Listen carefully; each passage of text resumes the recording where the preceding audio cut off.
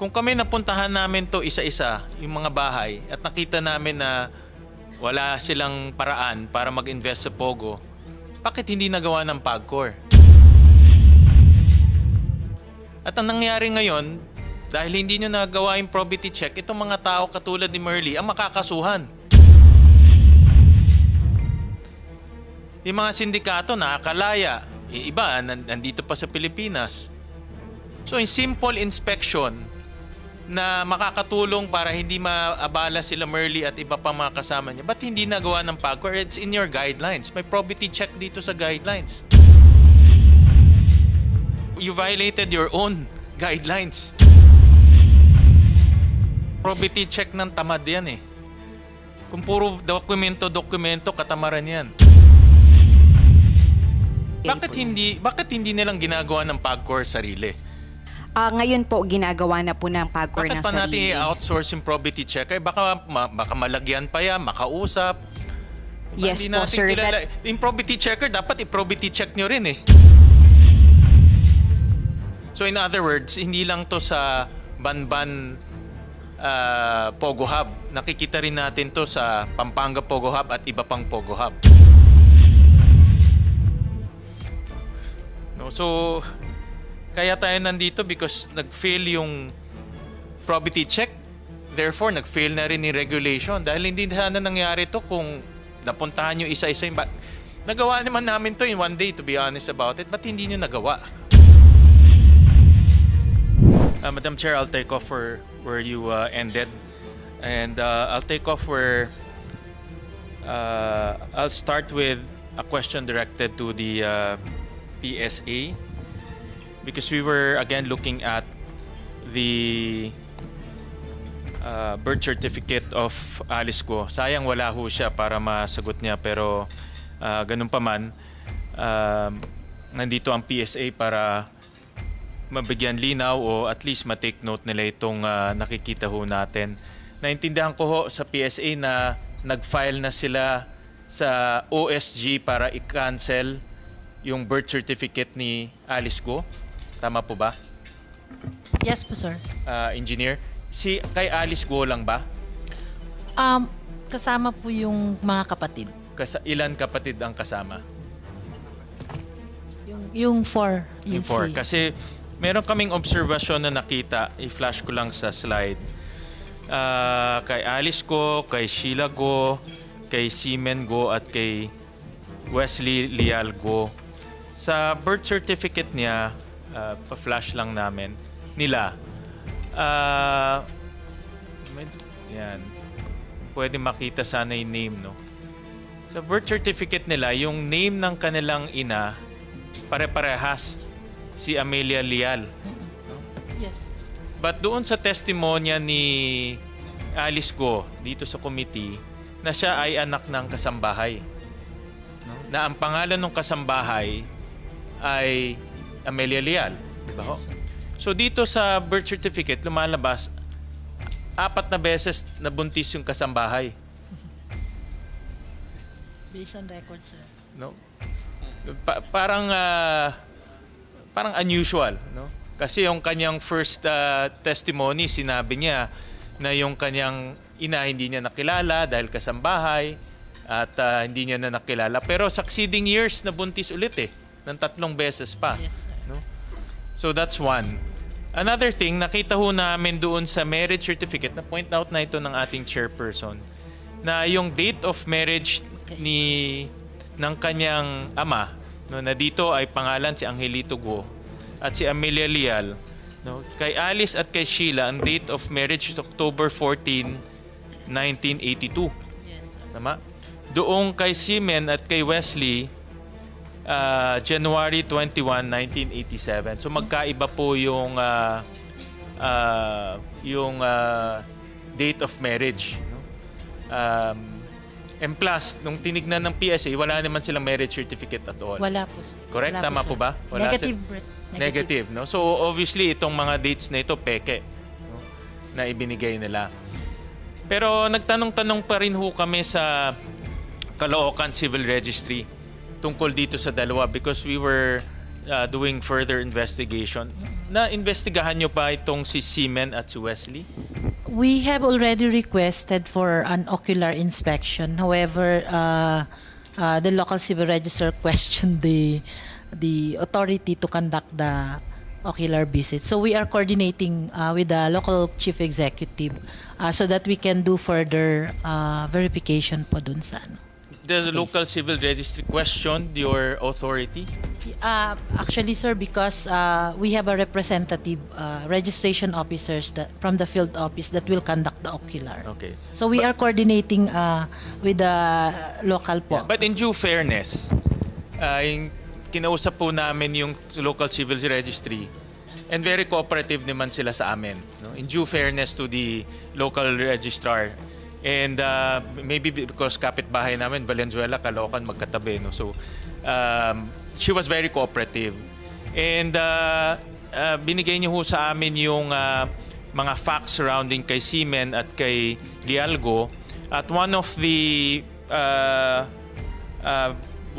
the supporting documents kay Seaman and kay Wesley Go is a baptism certificate. Hindi, yung actual baptism. Anyways, meron no siyang baptism, itong dalawang may baptism certificate, no? Ipa-flash ko na lang later on yung actual baptism certificate. And we dug deeper, tinignan namin kung totoo itong baptism certificate. And then nag-certify po yung San Roque Cathedral Parish na wala silang ganyan na birth certificate or baptismal certificate doon sa church na yon. No? Pumunta ho kami doon, binigay namin yung in-issue na yung supporting document na baptismal certificate. Pinakita namin sa kanila at sabi nila walang ganun na mga tao na binaptize doon sa kanilang lugar. And they issued itong bagong official negative certification. So, ang punto ho dito, nakikita ko may pattern with this family. No? Especially yung kanyang ama, no? Na nagbibigay ng maling impormasyon, ngayon nagbibigay ng pekeng dokumento. No? Kasi kailangan ng supporting documents. Tama, ma'am, the engineer? Can you put it para ma-record? No? Yes, sir. Kailangan po yung supporting documents because yun po yung evidence, facts of the birth. Kay Sheila at kay Alice walang supporting documents whatsoever. Yes. Diba?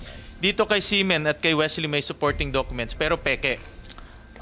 We cannot provide yet, sir, because yun nga yung sinabi ko kanina. I know, but we nauna na kami at kinuha na namin information. So, we want to flag PSA. Gusto namin malaman ninyo na yung supporting documents, kahit na meron, peke naman yung binigay. Yes, sir. We're also doing that, sir. Kung nakuha namin yung mga supporting documents, sinusundan namin yung kagaya po yung ginawa nyo, baptismal, is it valid? Based sa findings niyo hindi, then that makes it a proof na talagang hindi authentic yung And in fact, sir, ginagawa din po namin, we go to the barangay and ask whether these are residents talaga nung time na yon. And I want to put emphasis na napakalaki ang problema natin sa late registration process. Dapat seryosohin to ng PSA at gumawa na ng aksyon. Kung kailangan ng batas, dapat gumawa na tayo ng batas dahil after nitong investigation ng committee, lumabas na hindi lang ginagamit to ng mga criminals para makakuha ng Filipino citizenship. Nabalitaan namin na ang Canadian Embassy ngayon nagre-require na ng DNA test pagkukuha ka ng visa na may bata kang kasama. Kasi na-detect nila na yung birth certificate na ginagamit ng bata ay peke dahil ayaw nila dumaan sa adoption process. Mabusisi kasi yung adoption process natin, USEC-T, di ba? Napakabusisi yun. To shortcut, mag-i-issue na lang sila ng peking birth certificate na anak nila itong batang to. No? Siguro mga Filipino rin para magkamukha. No? But because of that incident, ang Canadian Embassy ngayon naghigpit na, kailangan may DNA test. So hindi lang enough yung birth certificate, dapat may DNA test na nagpapatunay na anak mo talaga yung bata. So, ang punto dito ay itong late registration process natin, nagagamit na rin for human trafficking ng bata, USECT, because this is tantamount to human trafficking. No, dinadala mo yung bata doon na hindi mo naman kamag-anak at pinapalabas mo kamag-anak through a fake birth certificate. So, importante na, and we will request from PSA to give us your list of recommendations, your list of action plans, the reforms that you have undertaken, plus yung remedial legislation. Ano ba yung mga batas na kailangan natin para mahinto na ito? At kanina napakita ng staff ko yung baptismal records. Pakilabas nga. Yan. Ito yung baptismal records na supposedly attachments doon sa fake birth certificates ni Seaman at ni Wesley Guo. No? Just to flag you, para in your investigation matingnan nyo rin yan. And I'll jump to USECT.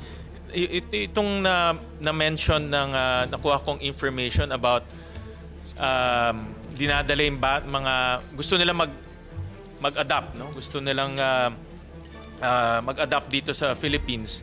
Pero dahil nga mahirap yung ating adoption process, which is tama naman, ngayon pinipeke na yung birth certificate. Meron ba kayong mga ganitong na-detect lately?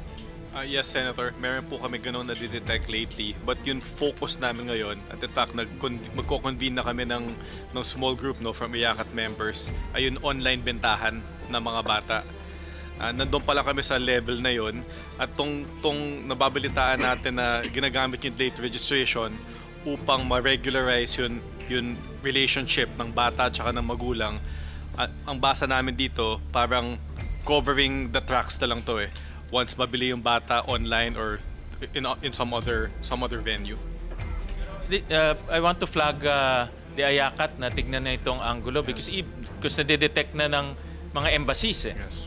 No? And nakakahiya to sa ating bansa. Imagine mo, the embassies themselves gumagawa na ng paraan para mahinto yung ganitong practice. No?